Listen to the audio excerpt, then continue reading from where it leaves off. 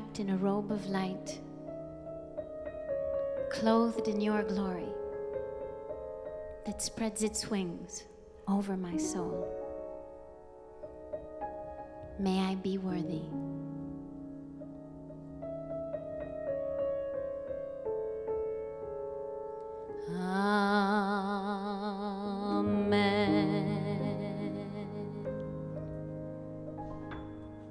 There's not a morning I begin without 1,000 questions running through my mind,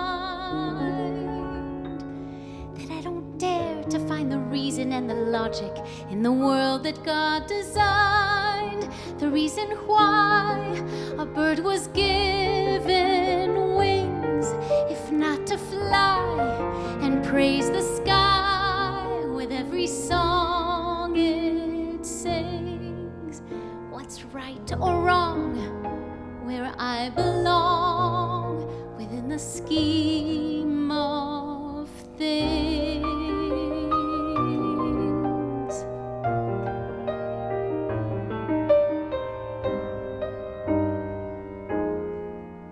And why have eyes that see and arms that reach unless you're meant to know there's something more? If not to hunger for the meaning of it all, then tell me what a soul is for. Why have the wings, if not to men to fly? And tell me please, why have a mind, if not to question why? And tell me where is it written what it is I'm meant to be, that I can't dare to find the future in the fruit of every tree, or have my share of every sweet imagined possibility. Just tell me where. Tell me where. If I were only meant to tend the nest, then why does my imagination sail across the mountains and the seas beyond the make-believe of any fairy tale? Why have the wings if you're not meant to fly? And what a waste to have a taste of things that can't be mine. And tell me where is it written what it is I'm meant to be, that I can't dare to find the meanings in the mornings that I see, or have my share of every sweet imagined possibility. Just tell me where. Where is it written? Tell me where. Or if it's written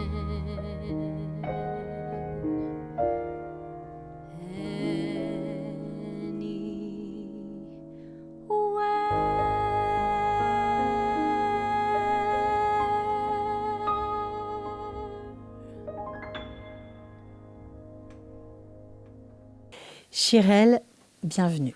On est super content de t'accueillir, surtout que c'est la première fois qu'on te voit en fait chanter ces chansons de ce fameux spectacle que tu m'enseignes et que tu prépares depuis 3 ans. Depuis 3 longues années. Mais il y a eu plein de choses pendant ces 3 ans.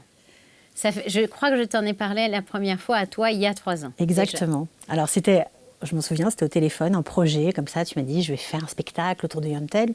On ne savait pas du tout de quoi tu allais parler. Et surtout, on ne savait pas pourquoi tu voulais faire un spectacle autour de Yontel. Alors en fait, quand je suis arrivée en Israël, donc bon, ça fait 23 ans que je suis là, mais c'est vrai que j'ai eu beaucoup de très bonnes opportunités en France de faire des comédies musicales. J'ai fait Esmeralda, j'ai fait plein d'autres choses. Les Enfants du Soleil. Les Enfants du Soleil, Avenue Q, bon, plein de choses que j'adorais faire parce que c'est ma passion. Et quand je suis arrivée ici, j'étais un peu frustrée. Alors, pas frustrée du côté familial parce que j'ai fait mes enfants et je suis heureuse qu'ils grandissent ici, mais du côté du chant, j'étais un peu comme ça coincée. Et je me suis dit, OK, je vais faire des auditions en Israël. chaque fois, on me disait, non mais Yeshlach Mifta, vous avez un accent français et tout ça. Donc, tu as essayé de rentrer dans le milieu J'ai israélien au essayé, début. mais comme j'ai un accent quand même Prononcé. pas mal, et ben c'est vrai qu'on m'a fermé plusieurs portes et on voulait me donner des trucs que j'avais pas vraiment forcément envie de faire. Et après, mon père, il m'a dit, mais écoute, qu'est-ce que tu as envie de faire? Alors moi, j'ai dit, Yentl, comme ça. Il dit, fais Yentl. Ça, c'était il y a 23 ans. Non, c'était là, il y a 3 ans. Donc, je me suis dit, mais je ne peux pas faire Yentl toute seule. Il me dit, si, tu peux faire Yentl toute seule. Ne fais pas la comédie musicale de Yentl, mais raconte quelque chose autour des chansons de Yentl. Donc, je me suis mis à écouter les chansons de Yentl, les paroles, sans les mettre dans le contexte de ce film. Et je me suis rendu compte qu'en fait, comme cette chanson qu'on vient d'écouter, Tell Me Where is it written? En fait, c'était un peu mon histoire. Alors, je ne veux pas... on va dire que je n'ai pas emprunté, mais on va dire qu'elle m'habillait. Elle m'habillait comme si c'était sur mesure. C'est la force de la musique. C'est ça qui est extraordinaire, mais même les paroles. Et là, c'est « Tell me where is it written ?» Comme moi, je suis née d'une mère non juive et d'un père juif, et qu'on me disait « T'es pas juive ». De toute façon, même quoi que tu fasses, tu ne seras pas juive. J'avais beaucoup de mal avec ça. Ce spectacle, c'est quoi? C'est cette souffrance que tu exprimes, C'est la lutte. que tu arrives enfin à exprimer? Oui. Tu en as parlé, c'est vrai, mais artistiquement, jamais tu as exprimé à ce point. Mais ce n'est pas forcément qu'un spectacle artistique, c'est vraiment un spectacle de mes tripes. C'est un spectacle personnel, intime, parce qu'en fait, il raconte un peu comme une lutte de Yentl qui ne peut pas étudier la Torah parce que c'est une femme et donc elle doit combattre tout ce qui se passe autour. Moi, j'étais là, je me sentais juive, j'avais 12 ans, je me sentais juive, j'avais des milliards de questions qui se posaient dans ma tête, je voulais étudier, j'avais soif, je voulais savoir. Et on me disait, mais non, mais tu n'es pas juive de toutes les manières. Et même si tu te convertis, tu ne seras pas juive, parce que malheureusement, il y a beaucoup de gens qui sont incultes et qui disent ce genre de choses à un enfant. Et c'était très dur pour moi, parce que je savais qui j'étais. Je savais que j'étais ça. Je voulais faire partie de ça, et je l'étais déjà, mais on me disait non. Et donc, je raconte au fur et à mesure dans ce spectacle cette Idgalout, cette révélation, en fait, au judaïsme, à cette flamme que tu as à l'intérieur de toi. Tu peux l'appeler ton âme, peu importe. Et puis après, à l'Aliyah, arriver ici... C'est la quête par rapport à Yentl qui finalement découvre les États-Unis. Bon, ça c'est la fin du film, mais moi je découvre Israël. Toi tu découvres Israël, c'est ça? Oui, c'est-à-dire qu'elle va dire the way he makes me feel parce qu'elle a ce premier émoi amoureux. Moi, mon premier émoi amoureux pour de vrai et qui restera toute la vie, dont je ne divorcerai jamais, c'est quand je suis arrivée en Israël. Ces papillons-là dont elle parle dans cette chanson, moi c'est ça que j'ai ressenti quand je suis arrivée ici. C'est un aimant. C'est une sensation indescriptible de se dire que tu es à ta place et que ça te... Je sais pas, ça te... Alors, c'est un discours quand même courageux quand on est une artiste, parce que tu travailles encore peut-être en France, tu es peut-être amenée à voyager, et c'est vrai que certains disent que c'est pas très politiquement correct. C'est pas très cachère. Ou pas. Non, plutôt un peu trop cachère. Mais moi, je suis très contente d'être trop cachère, ou en tous les cas, c'est pas le mot, mais je suis née dans une famille d'artistes. Ma mère, c'est une artiste. J'ai toujours grandi dans les paillettes et même dans ce que c'est de créer, et pas que les choses superficielles. J'ai jamais voulu être une star. J'ai jamais voulu avoir une carrière extraordinaire. Tout ce que je veux, c'est faire ce que j'aime au moment où je l'aime. C'est un petit peu, comment on dit, je suis un peu une enfant gâtée parce que je ne fais que ce que j'aime moi. Et peu importe si les gens ils vont me critiquer, ils vont me dire « Ah bah oui, mais elle parle trop d'Israël. » Alors justement, d'où ça te vient, ça, ce franc-parler, cette façon d'arriver à t'exprimer? Il y a des gens qui mettent toute leur vie pour arriver à exprimer ce qu'ils ressentent profondément au fond d'eux. Et toi, je me rappelle de toi sur les plateaux télé quand tu étais toute jeune. Ouais. Ton premier album, tu étais resplendissante, et tu l'es toujours d'ailleurs. Et tu disais vraiment ce que tu ressentais. Mais pourquoi faire autrement? Ça vient d'où? Ah bah, je crois que ça vient de ma famille, c'est sûr que ça vient de mes parents, ça vient des valeurs qu'on m'a données. Ce qui est plus important, c'est de devenir soi chaque jour, pas de faire plaisir aux autres, même si on a toujours envie d'être aimé des autres. Et j'en parle dans le spectacle. Un artiste, par définition, il a envie d'être aimé. Et moi, ma quête, c'est de plus avoir envie d'être aimé, parce qu'on est betlout, on donne le pouvoir à l'autre, alors que moi, j'ai envie de le ramener vers moi et d'être qui je suis. Ceux qui m'aiment, ils m'aiment. On a tous envie de ça, de cette liberté.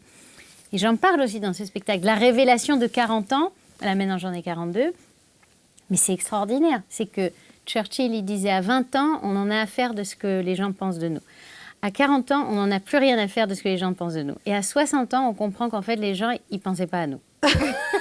Et c'est vrai. Alors, dans ce spectacle, il y a une chanson, je crois que c'est une chanson qui émeut toutes les filles qui ont une relation ou tendre, ou passionnelle, ou difficile avec leur père.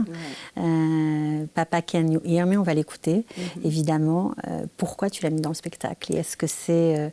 En fait, comme je raconte encore une fois, le fil conducteur, c'est mon histoire, c'est qu'à 12 ans, je veux être juive, donc j'ai décidé que c'est ça que je suis, et donc je dis à ma mère, je veux changer de prénom, je veux changer de... Moi, j'allais à l'église tous les dimanches.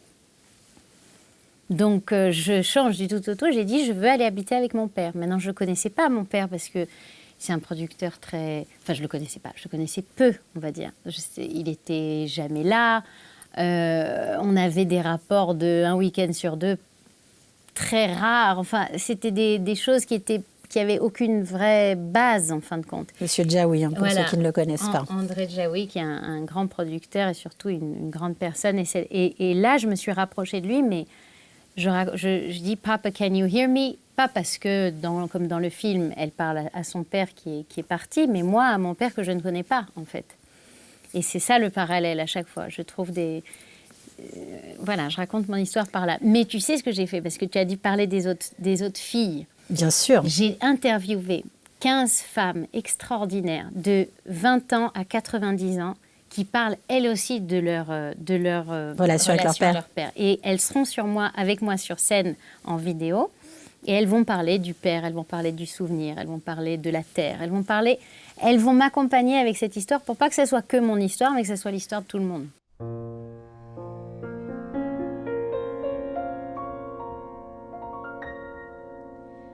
God,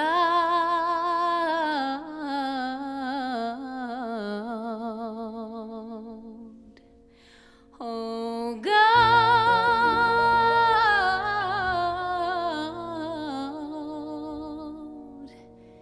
may the light of this flickering candle illuminate the night the way your spirit illuminates my soul.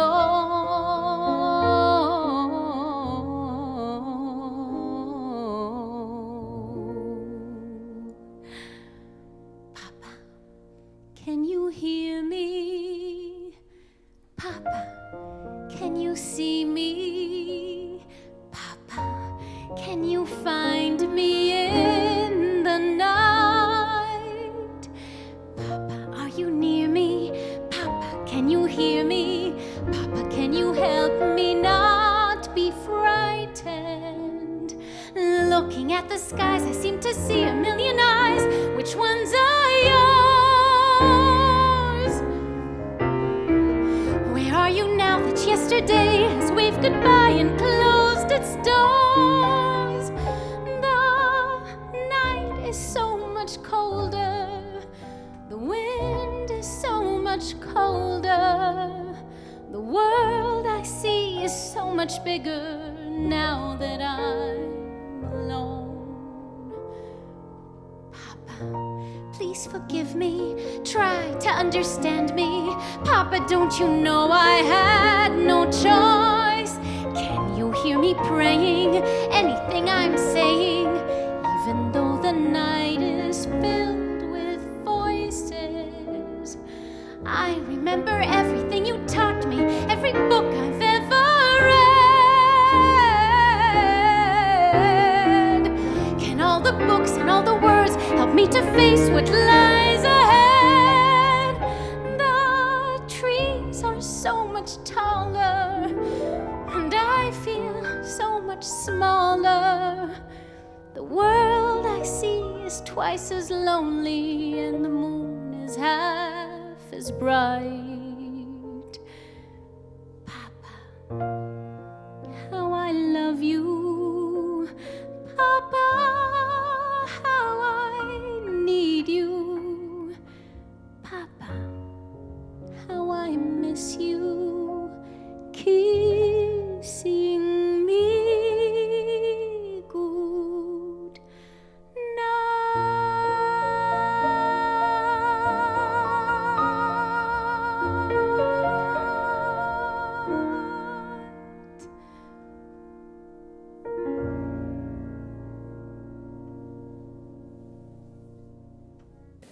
Chirel, on vient d'écouter cette chanson extraordinaire, magnifique, vraiment. On sent que c'est toi vraiment qui chante. On n'est plus du tout dans le spectacle, on n'est plus dans le film de Yontel, on est avec toi, dans ton histoire à toi. Alors justement, qu'est-ce que tu aimerais que ce spectacle ait comme résonance? Qui aimerais-tu voir venir t'écouter chanter?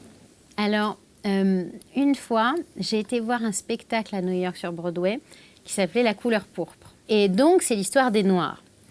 Et j'étais dans la salle, et on était beaucoup, donc ils n'étaient pas noirs forcément, et on était en larmes parce qu'ils racontent leur histoire avec tellement de passion et de trucs qu'en fait, on n'a pas besoin d'être noir pour être complètement à l'intérieur de ça. Et ben, moi, j'aimerais pouvoir chanter ce spectacle et jouer ce spectacle partout en fait, mais c'est pas que je veux que le chanter pour des juifs ou dans une communauté ou dans les communautés partout. J'aimerais le chanter et pas devoir me censurer parce qu'on parle des juifs et que parfois quand on parle des juifs alors tout d'un coup et qu'on parle d'Israël. Moi, je veux que ça soit comme quand j'étais à cette couleur pourpre et que je pleurais pour l'histoire des Noirs. C'est ça que je veux. Je ne veux pas quelqu'un en particulier, mais j'aimerais que ça soit ouvert. C'est pour ça que les femmes que j'ai choisies dans les interviews, elles viennent de la Côte d'Ivoire, d'Inde, de Russie. Elles ne sont pas toutes forcément juives. Il y a une arabe israélienne. Il y a plein de gens. Parce que c'est des femmes. Donc, ça touche les femmes en général. Aussi les hommes, mais bon, quand même. Tu trouves qu'on oublie un peu la dimension universelle du judaïsme? Oui. Surtout chez les Français, je trouve qu'on est... Et c'est normal parce que quand il y a de l'antisémitisme, alors on se rapproche, on commence à s'enfermer, etc. Et quand on arrive en Israël, on n'a plus besoin de ça. Ça fait 23 ans que je suis là et je me rends compte que l'ouverture d'esprit des Israéliens, elle est extraordinaire. Et puis l'authenticité, ils sont moins tsar-fat, on dit que c'est tsar-fat. Eh bien, ils sont moins étroits que nous. Et j'apprends de ça. Parce que j'ai encore gardé des anciens réflexes comme ça. Donc oui, c'est pour ça que je voulais prendre plusieurs personnes qui viennent d'endroits différents, raconter cette histoire de Yentl, parler des Juifs, mais parler des femmes, parler de la féminité, de ce que je parle des divorces, je parle des épreuves de la vie, que chacun de nous, on passe par là. Donc je veux que ça soit universel, oui. J'aimerais le jouer partout. Alors justement, tu parles beaucoup de l'affiliation des femmes, du lien. Toi, tu t'es convertie à l'âge de 18 ans. Or, tu as appris très récemment que finalement, la lignée de ta maman, c'est des Juifs. Oui, c'est incroyable. Alors, ça fait un peu genre, j'ai donné le truc de la fin, comme le Titanic, on sait qu'il va tomber. Bon, là, maintenant, je le dis, ma mère, elle était juive, mais c'est complètement dingue, cette histoire. C'est qu'en fait, ma grand-mère, qui, elle aussi, était chanteuse, de jazz, avant qu'elle parte l'année dernière, ma mère, comme ça, lui a demandé, pour remplir des papiers à l'hôpital, quel était le nom de ta mère, donc de mon arrière-grand-mère. Comme elle a été adoptée par une famille américaine, et ses parents étaient polonais, et donc elle leur a dit, il s'appelait Baruch Baranowski. Les parents biologiques. Voilà, la mère de ma grand-mère. Donc ma mère dit à ma grand-mère, mais enfin, mais Baruch, c'est juif. Elle sait, mais Baruch, c'est juif, enfin. Donc, on est tous tombés un peu des nues. On a fait, elle a fait des enquêtes, des choses comme ça. On a compris qu'en fait, il parlait le yiddish, que... Enfin, et ça n'était jamais sorti? Jamais. Mais même ma grand-mère, avant de partir, elle a dit non, we're not Jewish, that was over there, c'était là-bas. J'ai des tantes qui sont nonnes. Okay. C'est trop d'informations pour eux. Donc ma mère, elle est comme Sherlock Holmes, là. Elle est en train de trouver, quand mes arrière-grands-parents sont arrivés à Lille, à côté de New York, là, tu sais, de Pologne, okay. Pendant les pogroms et tout ça. Enfin, c'est hyper surprenant et en même temps très logique. Alors justement, tu as découvert, c'est très bizarre, d'autant que tu as découvert cette histoire, en fait, incroyable, pendant l'écriture du spectacle. Tout à fait. Pendant que je suis... Mais en fait, tu sais, quand il y a quelque chose de trop incroyable, eh ben, ça te semble complètement normal. Tu vois ce que je veux dire? C'est-à-dire que moi, Uri Geller, je ne sais pas si tu connais celui qui fait le... Alors, le mentaliste. Voilà, le mentaliste. C'est un copain israélien, de mon père. Quand il fait le truc, là, devant toi, c'est tellement incroyable que tu dis, bon, bah, c'est un peu normal, en fait, parce que je crois que ton sechel, il n'arrive pas à capter bien l'énormité. Et ma mère, elle était tellement heureuse et excitée de cette nouvelle, plus que moi, d'ailleurs. Parce que j'avais l'impression qu'elle comprenait pourquoi, en fait. Pourquoi elle s'est mariée avec un juif. Pourquoi moi, Ouais, puis tu as une J'ai sœur eu aussi cette- qui a fait le choix d'Israël, Voilà, ça qui est incroyable. j'ai une sœur qui a rien à voir avec rien à voir, qui Qui n'a mon pas de père beau-père, juif. c'est Alain Bougrain-Dubourg que j'aime. Aucun rapport, elle est arrivée en Israël, s'est mariée en Israël, donc c'est pas normal toutes ces choses-là. Et puis à la fin, il y a une logique, voilà, qu'on comprendra aussi plus tard. Mais quand on me dit, alors tu as fait tout ça pour rien, ta conversion, tu l'as fait pour rien. Mais en fait, je l'ai fait pour tout ma conversion. Il fallait que je fasse tout ce chemin-là, parce que si je l'avais pas fait, peut-être que ma mère même, elle n'aurait pas su que Baruch c'était juif. Comment elle savait? Parce qu'elle vient chez moi et elle entend les prières. Tout ça, c'est fait exprès. On ne connaît pas la fin du film, mais là, on est au moment du méta. Alors, tu vas nous chanter une troisième chanson. Oui. Très belle chanson. Pourquoi tu l'as choisie, celle-ci aussi? The Way We Make The Me way Feel. he makes me feel. Alors, j'ai toujours voulu avoir une famille avec un seul mari. C'est pour ça d'ailleurs qu'après ma conversion, je suis devenue genre un peu très religieuse, on passe va par dire, les etc. extrêmes. Et c'est normal, on passe toujours par les extrêmes pour arriver après à un certain milieu. Et donc, je me suis mariée plusieurs fois. Je sais ce que c'est d'aimer et après de faire le deuil d'aimer et de faire le deuil d'un rêve.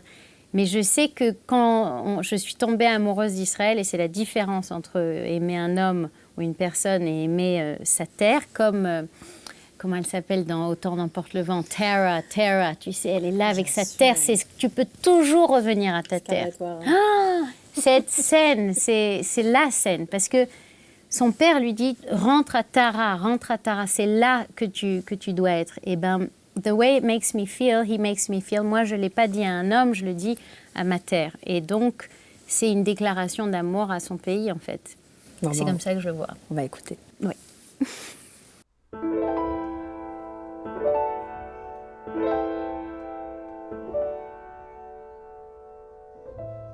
There's no chill, and yet I shiver. There's no flame, and yet I burn. I'm not sure what I'm afraid of, and yet I'm trembling. There's no storm, yet I hear thunder. And I'm breathless, why, I wonder. Weak one moment, then the next I'm fine. I feel as if I'm falling every time I close my eyes. And floating through my body is a river of surprise. Feelings are awakening I hardly recognize as mine.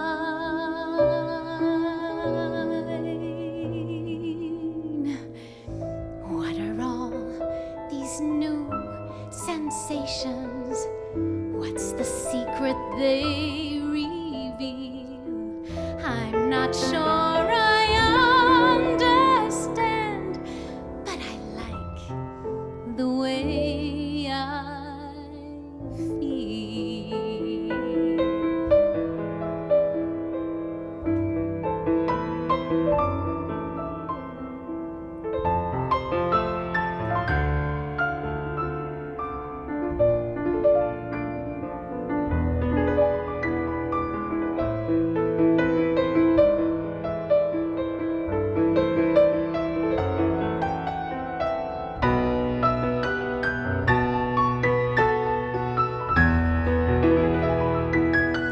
I feel as if I'm falling every time I close my eyes, and flowing through my body is a river of surprise. Feelings are awakening I hardly recognize as mine.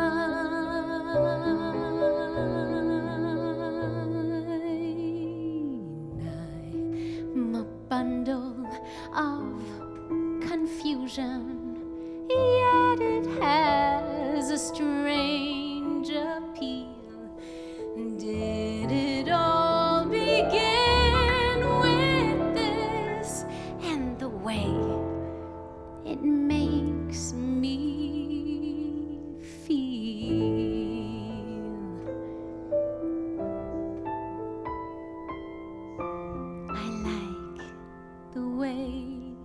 it makes me feel.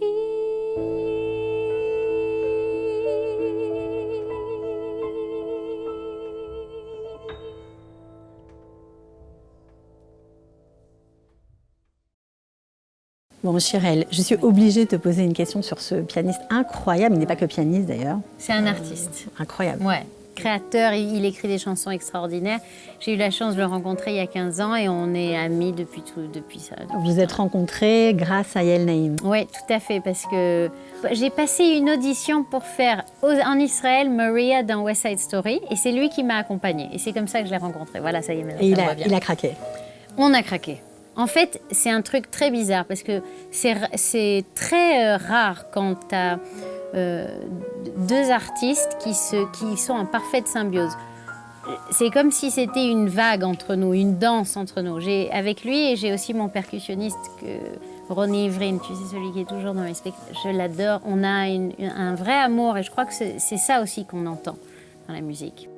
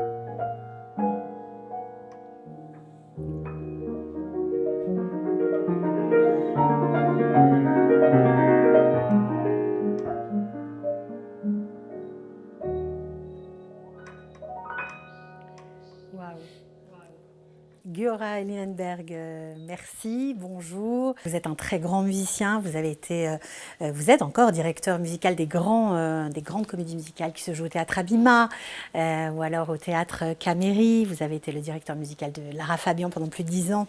Pourquoi vous avez accepté de participer et d'accompagner Shirel sur scène? קודם כל, אני חושב אין הרבה פעמים בחיים המוזיקליים שאתה מאזין ואתה יודע מיד שזה זה פשוט זה. וכשהכרתי את שיראל לראשונה ושמעתי את הקול שלה, מיד ידעתי שזה אחד הקולות הכי יפים שיש.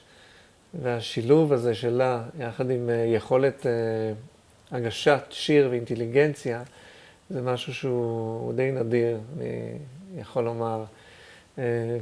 וזכיתי להכיר הרבה זמרות, אבל כמו שיראל אין.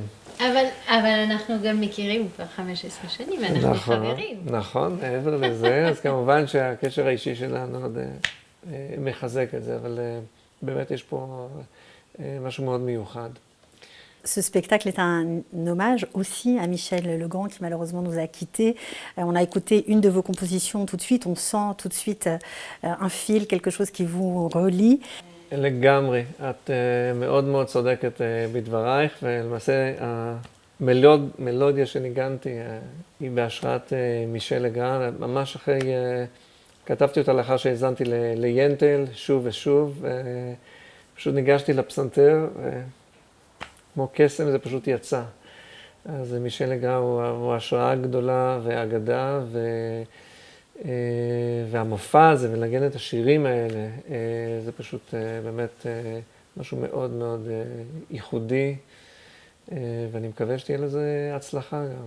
Juste un mot pour finir sur Michel Legrand, parce que bien sûr. Forcément... Alors voilà. tu sais, j'ai une petite surprise avec Michel Legrand, c'est que mon père, avant qu'il s'en aille, c'était un ami de mon père, et il l'a filmé.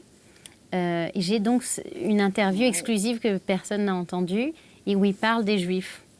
Et donc, je vais la mettre pendant le spectacle. C'est ça qui va clôturer le spectacle, parce que c'est vrai que voilà, c'est un grand monsieur et il s'exprime vachement Il ose parler des Juifs de manière très intéressante.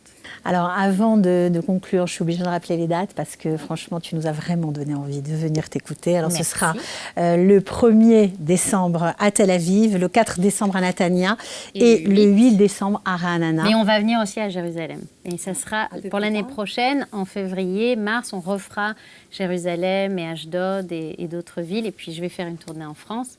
Mais je veux absolument faire Jérusalem. Alors ça tombe très bien parce que tu nous as interprété cette chanson. On va finir avec ce titre voilà, qui est dans ton spectacle. Un titre spécial parce que tu ne l'as pas chanté pendant des années. Parce que tu étais victime d'antisémitisme sur scène lorsque tu chantais. Tu étais houspillée par le public. C'était très dur. Très violent. Mais tu vois, j'ai fait la paix avec ça aussi. Et je raconte aussi cet épisode qui était un peu difficile, mais en fin de compte, qui sert toujours à quelque chose. Voilà, alors aujourd'hui on est à Jérusalem dans un Ouais. magnifique studio tout à fait particulier.